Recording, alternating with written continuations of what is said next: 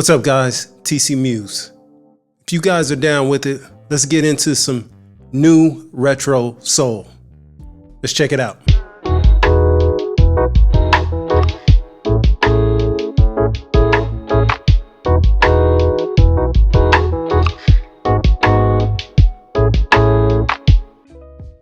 All right, new retro soul.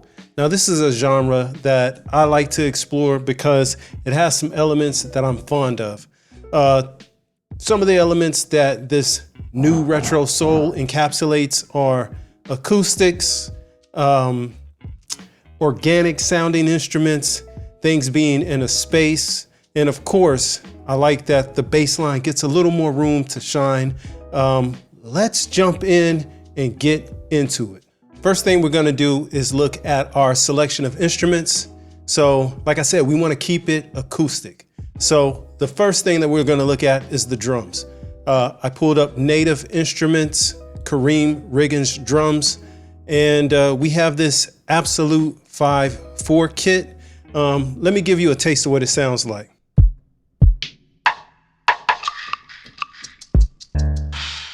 So you hear it's an acoustic kit.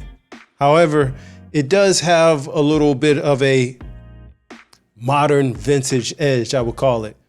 And then after the drums, what we have is, again, an old staple. We have a Rhodes. We're looking at this Arturia Stage 73V. It's the default Mark V B pattern. Sounds great.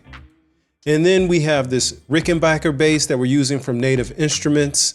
I'm using the Night Session PM. And then I'm also gonna use a guitar, but I'm gonna hold up on the guitar because if you don't have an official guitar like the one that we have here, then you may have to revert to a MIDI guitar, and then we'll get to that. But we'll get to that. Stay tuned, we'll get to it, I promise you. So first thing we're gonna do is get in these drums, and then we're gonna get at it. Hey, if you got this far, do me a favor. Like and subscribe. Appreciate it. Before we get into the drums, let me just let you know what my settings are. Another thing that's another characteristic of this genre is having things have a live feel, less on the grid, a little off the grid. So when I play everything in, I'm going in at only 75% sensitivity and strength on my quantize to allow it to have a bit of a human feel. All right, let's get to the drums now. So I can't play these drums in all at the same time. So what I'm gonna do is I'm gonna first get in this hi-hat pattern, and then I'll do the kick, snare, add in some percussions, and then we'll move on. But first, let's get this hi-hat in, then we'll move to the kick and the snare.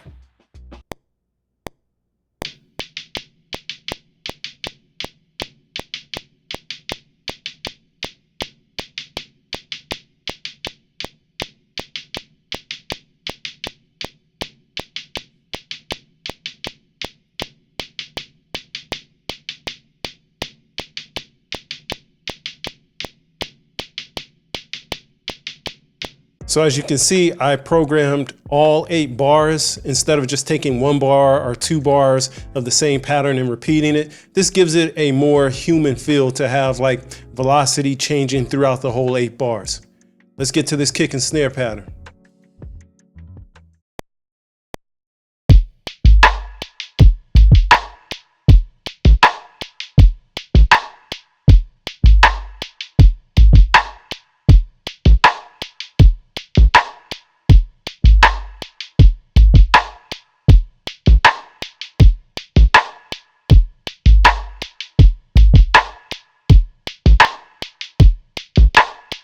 All right, cool. Now that we got that in, I'm gonna wanna separate the kick from the snare. And I think in that last 2 bars, I'm gonna have to do a delete and a copy and repeat because I think I messed it up just slightly, but you know, we'll figure it out. Now let's get through and let's separate this kick from the snare. So let's see, first we wanna do is take this, copy it, and paste it. So we got the same pattern. And then we'll open the one that says kick. We know that this is the snare. So we'll get rid of it, just leaving the kick parts. Then what we'll do is come down here into the snare area, and we know that that D is the snare, so we'll get rid of everything and leave D there. All right, so I also put in a clap and a rattle, just something to give it a little bit more bounce. All right, let's move on to our first harmonic element, which is going to be the rhodes.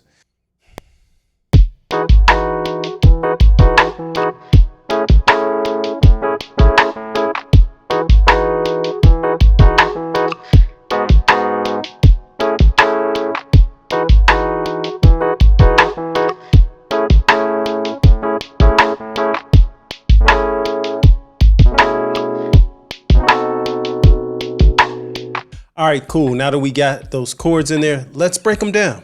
So like I said, we're in the key of E major. Here we go. It's E, F sharp, G sharp, A, B, C sharp, D sharp, back to E. So what I played here was an E major 9. As you can see, it's rootless in the right hand. I'm starting with, well, here's the E. So I'm starting with the 7th, the 2nd, which is going to be the 9th, the 3rd, and the 5th. And then I'm putting that E in the bass.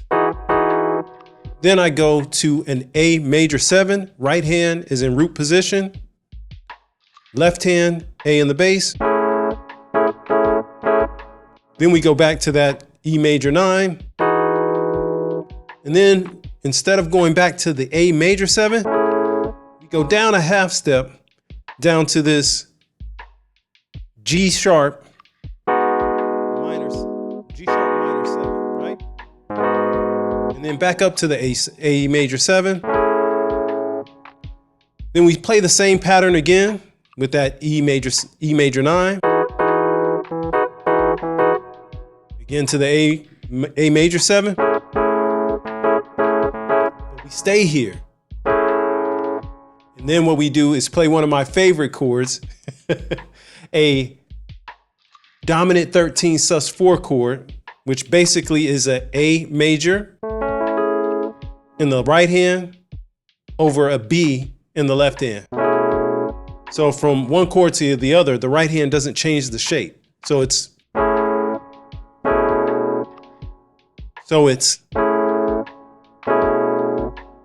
and then as we know we're going back to the E, what we're going to do is that dominant chord, we're going to change, we're going to go to a B dominant flat 9. So here's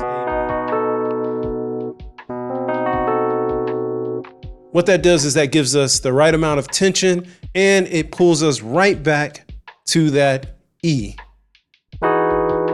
So if you look at this B dominant flat 9, you see it kind of has a diminished chord in there. But listen to it resolve back to the E because this B is the 5th of E. So 1, 2, 3, 4, 5. So we're going from 5 to the 1. Very strong cadence. Let's listen to it.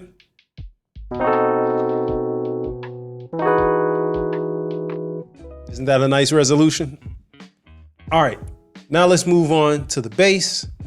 And like I said, in this genre, the bass moves around a little bit more freely.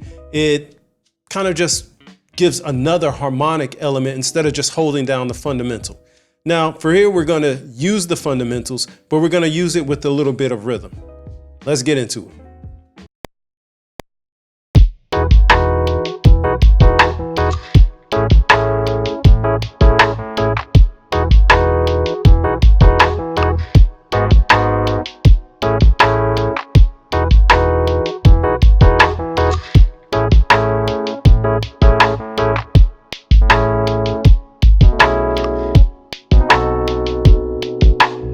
All right, now that we got the bass set up, we want to put in a guitar. That's a common element in this type of genre. However, what if you don't have a guitar? I think we can use a rompler, a sampler to get us in the ballpark. Here's one of my favorites that, again, not sure a lot of people know about, however, very powerful. What I'm talking about here is, of course, IK Multimedia Sample Tank 4. So what I did was, let's jump in the computer here. I used their Jazz hollow body patch. Let's see how I processed it. Boom, boom, boom. All right, we got a jazz amp, an envelope filter, an EQ, hall reverb. And then since I know where this is gonna sit in the mix, what I did, you could look at this filter here. I filtered off a lot of the lows up to 270. And then I filtered out some of the highs to around 8K. That way it kind of just filters things off and you're just left with that middle area.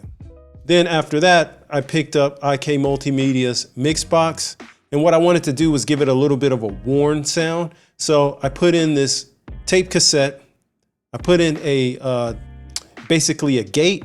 This way, some of that tape noise, I didn't want it playing consistently. So what I do is I just gate it off when the guitar is not playing. I put in this tape echo to give me some delay. And then if any low end was added back, I just rounded it off with an EQ. I took anything under 63 Hertz and just shaved it all the way down. And then I even pulled down a little bit down to this 125 and 250 range. Anyway, that's how we process it. In order to make this not sound like a keytar, what we're gonna do is we're gonna strip it back and just play the root, the third, and the seventh. And we're not playing a lot of chords here, so we can kind of get away with it if we tuck it away in the back, but mind how we voice it. Now for that first chord that we're using, the E major 7, we're gonna simplify that to just the root. Let me turn this up a little bit for the demonstration. I'll pull it back down. So what we're gonna do is we're gonna use, you see the root of E. What we're gonna do is take the third, and then we're gonna take the seventh. We're gonna put that E in the bass.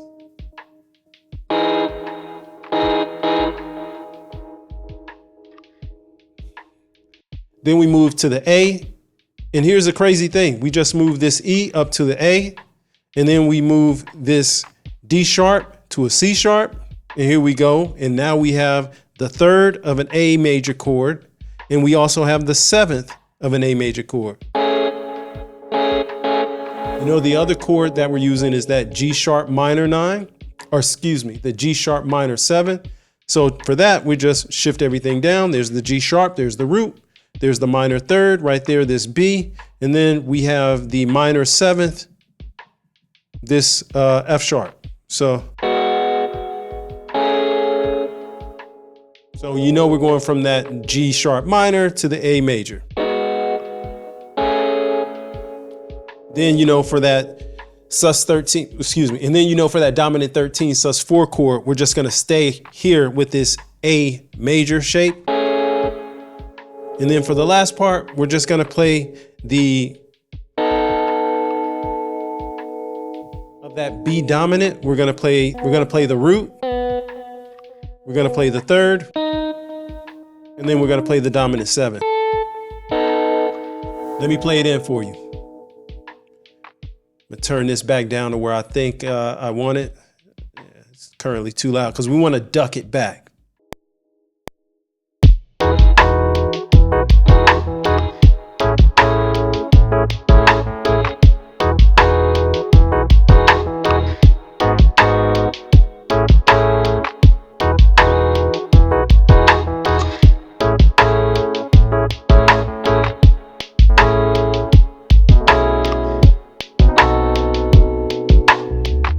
All right, now in the spirit of going all out, keeping it new, retro, soul, I'm gonna come up with some lyrics. I'll walk you through how I write my melodies in order to kind of just lighten the load, because sometimes doing the melody and the lyrics at the same time can be tough. Let's jump into it. All right, I got my melody. Now, the one thing that I would encourage all of you to do is try this. Go ahead, pull up a piano patch and write your melody on the piano before you sing it. That way it kind of gives you a guidepost on how to actually carry the melody of your song. Now, the other thing that I would suggest that you do is kind of know your range. And then for your first couple of songs, actually keep the range kind of limited so you'll sound good in an area of what you like. For me, I know my range. I'm usually good in the key of F major, and we did this one E major, so we're a little underneath where I'm optimal at, just a half step, but I know I should be good here. I went ahead and played in my melody right here in the piano roll, so I have something to listen to. Let's listen to the melody that I came up with.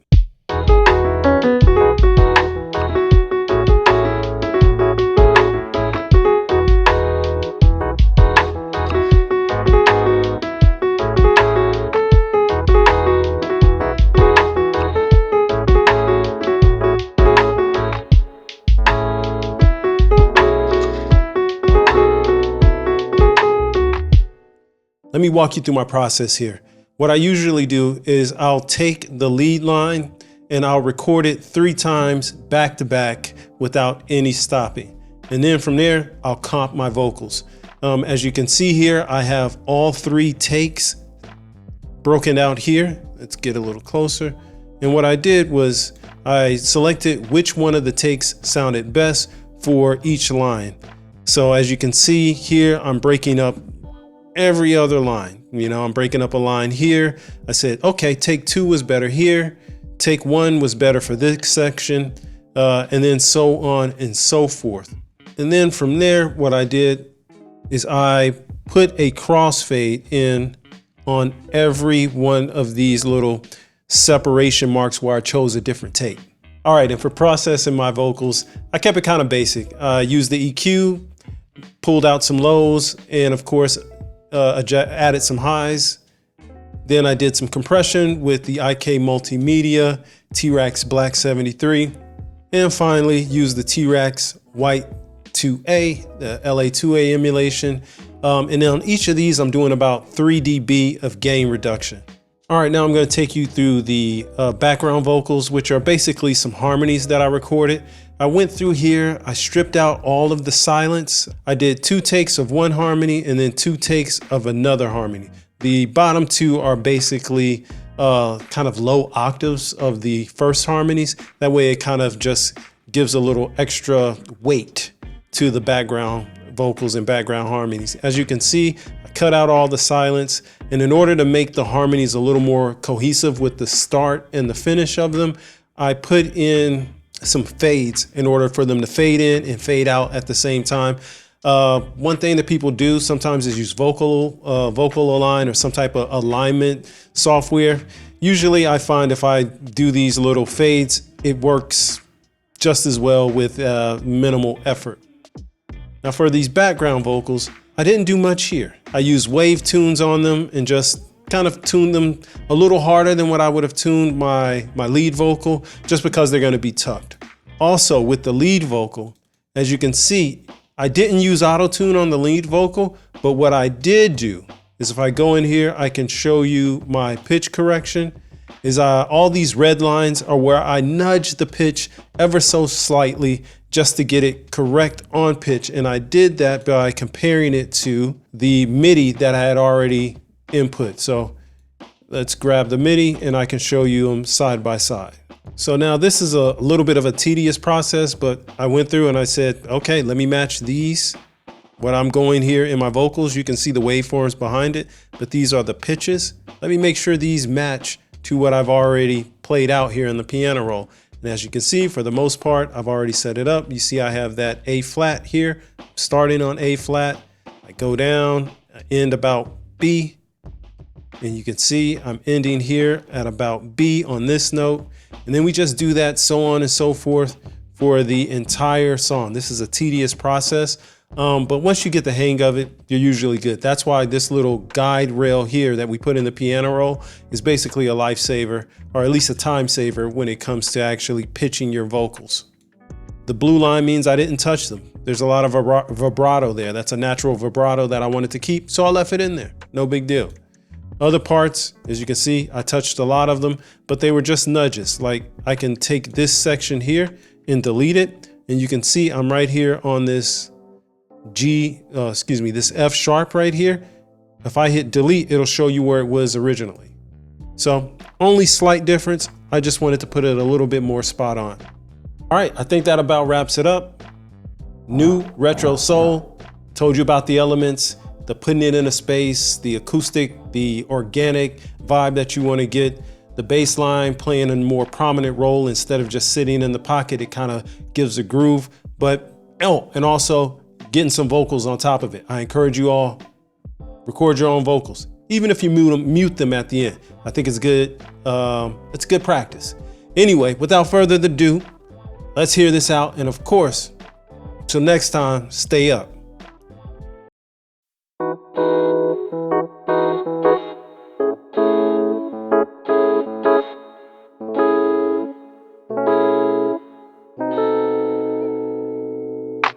I'm always thinking of you, thinking about forever. Might just buy some carrots like your left hand. That's forever, we're together. Tell me that you want it to. Show me that your love is true. Yes, I'm committed.